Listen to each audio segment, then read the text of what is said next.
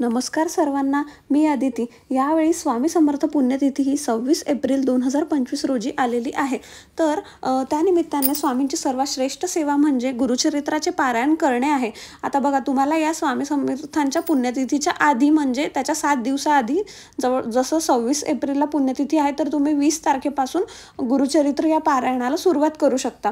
आता आपल्या सर्व स्वामी भक्तांसाठी हा अतिशय महत्त्वाचा दिवस आहे, त्याच्यामुळे आपण जास्तीत जास्त सेवा करावी। शक्य झाल्यास आपल्या घराच्या जवळ आसपासच्या मंदिरात, मठात किंवा केंद्रामध्ये जाऊन या काळात अखंड सेवा सुरू असते, ती तुम्ही करू शकता। किंवा मग जर शक्य नसेल जवळपास केंद्र, तर तुम्ही घरच्या घरी सुद्धा हे 7 दिवसीय पारायण करू शकता। आता आणि त्यातल्या त्यात असं आहे ना, पुण्यतिथीच्या निमित्ताने जे केलेलं पारायण असतं ते विशेष फलदायी असतं। त्याच्यामुळे स्वामी समर्थांची कृपा आपल्यावर होते, मनशांती लाभते, अडथळ्यांचं निवारण होऊन आध्यात्मिक प्रगती मिळते। 26 एप्रिल रोजी पुण्यतिथी आहे, त्यामुळे जसं मी तुम्हाला सांगितलं की तुम्ही 20 एप्रिलपासून पारायणाला सुरुवात करू शकता।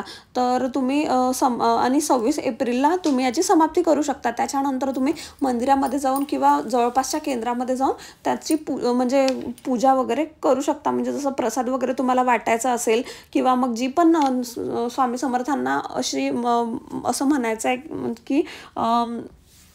की धन्यवाद स्वामी, तुम्ही माझ्याकडून 7 दिवसीय गुरुचरित्र पारायण पूर्ण करून घेतलं आहे, त्याबद्दल तुम्हाला धन्यवाद म्हणू शकता। तुम्ही नारळ, खडीसाखर, अगरबत्ती वगैरे वाहून त्यांची पूजा तुम्ही मनापासून करू शकता। आणि मुजरा घालून तुम्हाला ही पूजा करायची, म्हणजे ते नारळ, खडीसाखर तुम्हाला अर्पण करायचं आहे। आता बघा, जर मध्येच मासिक पाळी आली तर मग अशा काळात आपणही काही करू शकत नाही। जर तुम्हाला असं वाटलं की तुमची जर पाळी म्हणजे जवळपास आहे त्या दिवसाच्या तेवढ्यात 26 तारखेच्या, तर तुम्ही थोडा आधी सुरुवात करा पारायणाला।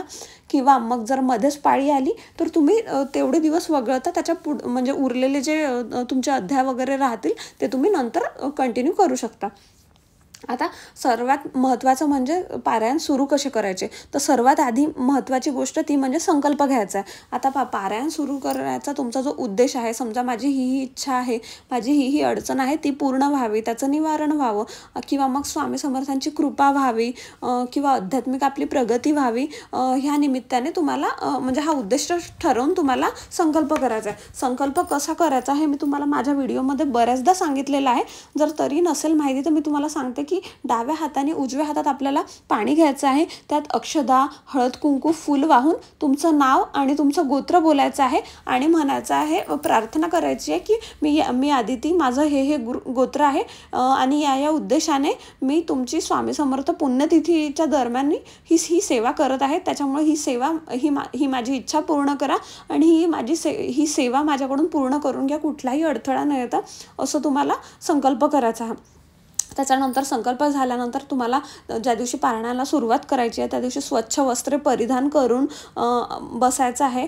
गुरुचरित्र या ग्रंथाला एखाद्या पाटावर ठेवून त्यावर एखादं वस्त्र अंथरून त्यावर गुरुचरित्र ग्रंथ ठेवायचा आहे। त्या ग्रंथाची पूजा आपल्याला करायची आहे। हळद, कुंकू, अक्षदा, फूल, धूप, दीप त्या ग्रंथाला लावायचं आहे। त्याच्यानंतर तुम्हाला त्या पारायणाला सुरुवात करायची आहे।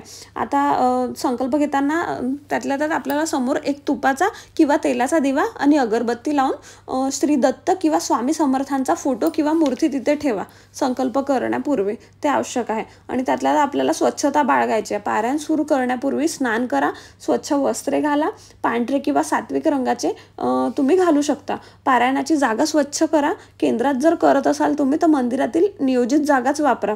ग्रंथाला स्पर्श करण्यापूर्वी हात धुवा, ठीक आहे। नंतर सामग्री, आवश्यक वस्तू त्याच्यासाठी लागणार म्हणजे गुरुचरित्र ग्रंथ मराठी अर्थासह, आसन, तांब्या, पाणी, तुपाचा किंवा तेलाचा दिवा, अगरबत्ती, फुले, प्रसाद, साखर, खडीसाखर किंवा फळ।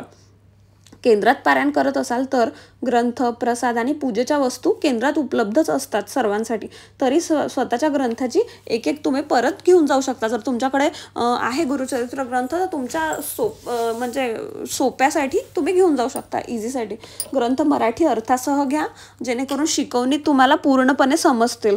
आता वेळ शक्यतो बघा, ब्रह्ममुहूर्तावर तुम्हाला हे पारायण करायचं आहे, कारण की ब्रह्ममुहूर्त कुठल्याही सेवेसाठी, कुठल्याही पारायणाच्या सुरुवातीसाठी एकदम पवित्र असा मानला गेलेला आहे, म्हणजे सर्वश्रेष्ठ वेळ मानली गेलेली आहे. त्याच्यामुळे शक्यतो तुम्ही त्याच वेळेला हे पारायणाला सुरुवात करू शकता. किंवा काही कारणाने तुम्हाला शक्य न झाल्यास तुम्ही सकाळी 6 ते 9 किंवा संध्याकाळी मग 6 ते 8 या शुभ वेळेत सुद्धा तुम्ही हे पारायणाला सुरुवात करू शकता. दररोज सलग तुम्हाला 1 ते 2 तास पारायणासाठी ठेवायचे आहे. गुरुचरित्रात बघा एकूण 52 अध्याय आहेत आणि 7 दिवसात पूर्ण करण्यासाठी दररोज तुम्हाला साधारण एक 7 ते 8 अध्याय वाचावे लागतील. आता बघा, जसं 7 दिवसीय पारायण कसं करायचं, तर दिवस पहिल्या दिवशी तुम्हाला स्वच्छ होऊन ब्रह्ममुहूर्तावर छान आपली रोजची कामे आटोपून गुरुचरित्र ग्रंथाची पूजापाठ करून हळद कुंकू वाहून पारायणाचा संकल्प करून तुम्हाला पारायणाला सुरुवात करायची आहे. तर तुम्हाला पहिल्या दिवशी अध्याय 1 ते 8, जसं आता 20 तारीख, समजा 20 तारखेला तुम्हाला पारायणाला सुरुवात करायची आहे, तर या दिवशी तुम्ही अध्याय 1 ते 8 वाचाल. मग दुसरा दिवस म्हणजे 21 तारीख, या दिवशी तुम्ही अध्याय 9 ते 15 वाचाल. त्याच्यानंतर तिसरा दिवस म्हणजे 22 तारीख, त्या दिवशी तुम्ही अध्याय 16 ते 22 वाचणार. आणि अशाप्रमाणे तुम्हाला 7व्या दिवशी अध्याय 45 ते 52 असे तुम्हाला वाचन करायचे आहे. त्याच्यानंतर या ग्रंथाची समाप्ती होईल. मग तुम्हाला स्पष्ट, भक्तिपूर्वक आणि संथ गतीने हे वाचा, म्हणजे प्रत्येक शब्दाचा अर्थ समजून घेण्याचा तुम्ही प्रयत्न करा. ग्रंथातील कथा आणि शिकवणींवर मनन करा तुम्ही, तर तुम्हाला त्याचा चांगला अनुभव येईल. आता दैनिक पूजा आपल्याला कशी करायची, दररोज पारायणापूर्वी दिवा अगरबत्ती लावा, फुले अर्पण करा. पारायणानंतर श्री दत्त किंवा स्वामी समर्थांची आरती करा आणि जो पण प्रसाद आहे, फळं किंवा मग खडीसाखर, नारळ फोडलेलं असेल ते तुम्ही वाटू शकता. त्याच्यानंतर आहार आपल्याला काय घ्यायचा आहे पारायणादरम्यान, तर आपल्याला अतिशय सात्विक आहार यावेळेस घ्यायचा आहे. कांदा, लसूण, मांसाहार आपल्याला कळकळीत वर्ज करायचं आहे. त्याच्यानंतर वर्तन कसं असावं आपलं, तर संयम, शांतता, सकारात्मक विचार ठेवा. वाद वगैरे, क्रोध वगैरे सगळं टाळा तुम्ही या दिवसात. नित्यसेवा, पारायणाबरोबर स्वामी समर्थांचा तारक मंत्र श्री स्वामी समर्थ, जय जय स्वामी समर्थ 108 वेळा जप हा तुम्हाला करायचा आहे. कमीत कमी 1 माळ तुम्हाला हा जप करायचा आहे. आणि ब्रह्मचार्याचं तुम्हाला या 7 दिवसात पालन करायचं आहे. कडकडीत ब्रह्मचार्य तुम्हाला या दिवसात पाळायचं आहे.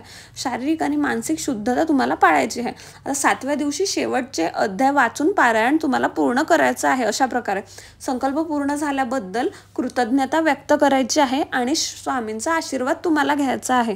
अशा प्रकारे तुम्हाला हे 7 दिवसीय पारायण करायचं आहे. आणि त्याचबरोबर तुमच्या जवळच्या स्वामी केंद्रात जाऊन तुम्ही सामूहिक सेवेत सुद्धा सहभागी होऊ शकता. तिथे तुम्ही प्रहर सेवा, याग सेवा, स्वामीचरित्र सारामृताचे पारायण तिथे चालतात अखंडित, ते तुम्ही करू शकता. किंवा तिथे समाजसेवा, जसं स्वच्छता वगैरे तुम्ही तुमच्याकडून शक्य झाल्यास, वेळ असल्यास तुम्ही ते सुद्धा करू शकता. आणि या 7 दिवसात जर तुमच्याकडून गुरुचरित्र पारायण वाचणं शक्य नसल्यास तुम्ही फक्त मनातल्या मनात श्री स्वामी समर्थ, जय जय स्वामी समर्थ असा तुम्ही कंटिन्यू जप करू शकता. फक्त अंतःकरणातून तुम्हाला हा जप करायचा आहे. त्याच्यानंतर तुम्ही 7 दिवसात तुम्ही स्वामीचरित्र सारामृत या ग्रंथाचे 7 पारायण सुद्धा करू शकता. दररोज तुम्हाला एक पाठ करायचा आहे. एक पाठ म्हणजे संपूर्ण 1 ते 21 अध्याय हे तुम्ही घरच्या घरी करू शकता. जर तुमच्या घराच्या जवळपास केंद्र वगैरे असेल ना, तर तुम्हाला तिथे जाणं म्हणजे शक्य असेल तर तुम्ही जा, आवर्जून जा. कारण की त्याचा खूपच जास्त फळ आपल्याला मिळतं, खूप जास्त प्रमाणात फळ आपल्याला मिळतं. कारण की तिथे कशी सामूहिक सेवा असते, कंटिन्यूस लोकांचं मनन चिंतन सुरू असतं. पण आपल्या घरात आपण इतकी सकारात्मकता येत नाही, कारण की आपण फक्त एखादं किंवा 2च व्यक्ती सेवा ह्या करत असतात. त्याच्यामुळे केंद्रात जाऊन तुम्हाला 100 पटीने त्याचं फळ मिळतं. त्याच्यामुळे माझं हेच सांगणं की जवळपास स्वामी केंद्र असेल तर तुम्ही तिथे आवर्जून जा. जर तुम्ही तिथे जाल तर तुमच्यासारखे भाग्यवान तुम्हीच असाल. जर माझी माहिती आवडल्यास तुम्हाला अशा प्रकारे 7 दिवसाचं स्वामी समर्थांची सेवा करायची आहे. माझी माहिती आवडल्यास व्हिडिओला लाईक करा, शेअर करा आणि चॅनलला सबस्क्राईब करा. धन्यवाद.